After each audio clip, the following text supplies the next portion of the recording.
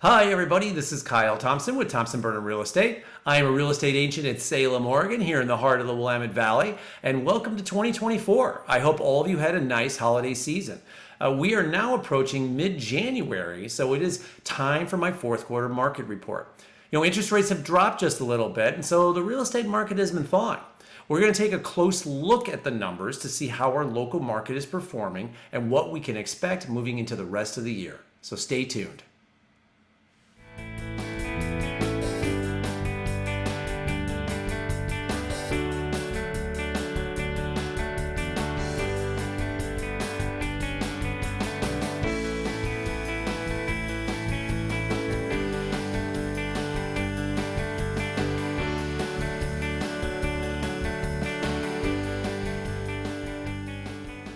So I'm going to mix things up a little bit with these market reports moving forward. I'm still going to cover the quarter over quarter data that I typically cover, but I'm also going to start integrating additional real-time data on how the market is performing right now. This will give us some further insight into where the market is heading. But first, we're going to compare the fourth quarter 2023 numbers to the fourth quarter of 2022.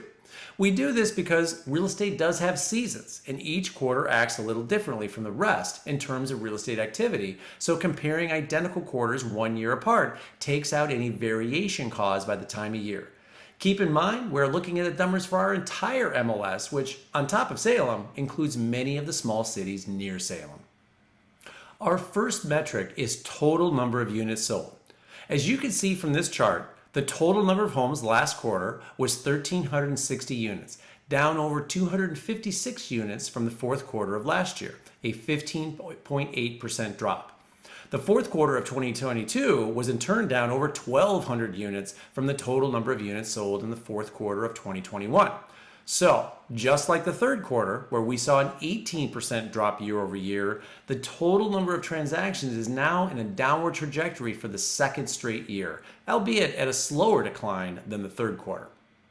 Next, we look at median home prices. Median home prices, after a couple of quarters of having slightly decreased, have increased ever so slightly to 0.4% to 429,900 over the fourth quarter of 2022. This is still far below the historic average of a 3.5% appreciation, but it is to be expected after several years of much higher than 3.5% growth. Bottom line, we had a huge run-up in prices in 2020 through 2022, and the market is taking a well-needed breather. Days on the market has increased slightly from a year ago. Days on the market has gone out to 70 days from 68 days from list to close. So while this number has gone up, it's not gone up a lot. And remember, between 30 to 35 days of this number is the lender doing their work, and there are 2 major holidays in this quarter, so this is pretty insignificant. The last backward-looking metric we're going to analyze is the absorption rate. Absorption rate is measured in the number of days it takes to drop to zero inventory. So if there is 30 days of inventory, if no new homes come out the market, in 30 days, inventory would drop to zero. In the fourth quarter, the absorption rate increased to 81 days from 66 days in the fourth quarter of 2022. And that's a pretty big increase. A balanced market, where there are an equal number of buyers or sellers, you will see an absorption rate of around 180 days. So while we are technically still in a seller's market, jumping from 2 months of inventory to almost 3 months of inventory is noteworthy. Now, the holidays do tend to skew this particular metric because folks stop looking for homes over the holidays.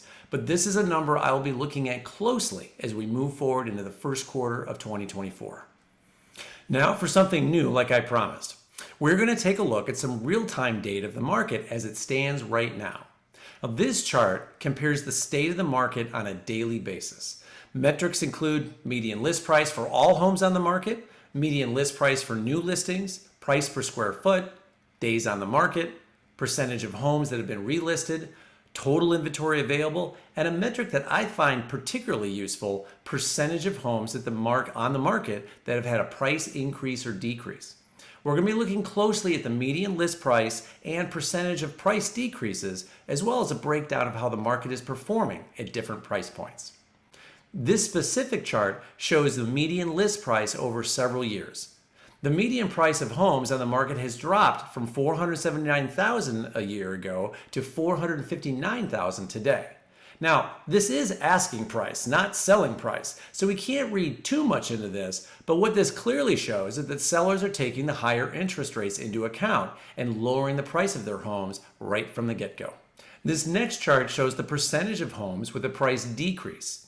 If you go back a few years to the real estate frenzy of 2020 through 2022, the percentage of homes that had price drops was very low, between 10 and 15%. But as interest rates started to creep up, price cuts went up, and now 43% of all homes on the market have had at least one price cut. That's a little less than a year ago, but still a pretty high number. Sellers may be selling their homes, but they're having to drop their prices to do it. The last chart shows the strength of the market at different price points. Each one of these price ranges represents 25% of the market. Now, as you would expect, at the lower two segments, homes are selling very quickly. This would be approximately the 480,000K and below segment. As you go up to around 625,000, the days on the market goes out another 2 weeks. And that number pretty much matches the median days on the market as a whole.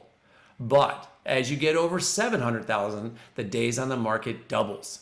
So the market may be slower overall compared to a couple years ago, but at the lower price points, homes are moving quickly. So what conclusions can we draw from all this? Well, just like last quarter, the data shows the number of transactions decreasing significantly, but the inventory is low and staying low. Prices are pretty flat right now. They're only 0.4% higher than 1 year ago. As I've mentioned in a few of my recent reports, it is the lack of inventory that is stabilizing prices. There's not a lot to buy, which that itself keeps price stabilized. That said, early data for January is showing an increase in the number of listings compared to a year ago, the first time we have seen an increase in over a year. It's still too early to make any bold predictions, but if this holds, we may have passed the bottom of the market in terms of the number of transactions. Homes that are selling quickly include anything under $500,000 that are completely move-in ready and in great neighborhoods. Everything else is either sitting on the market for a bit or the price is coming down. Low inventory is a problem that's not going away soon. The combination of all those 3% mortgages out there and 15 years of underbuilding new homes has created a shortage of homes that isn't going to resolve itself until builders catch up with demand. And that's not a ship that turns very fast. For buyers, inventory is tight and will remain so, unless you're in the $700,000 and above segment. At that price point, there's lots of options. But below $500,000, there is still competition for homes. And for sellers, it is really important to make your home as move-in ready as possible. With interest rates as high as they are, many buyers just aren't in a cash position to take on many repairs or updates post-close.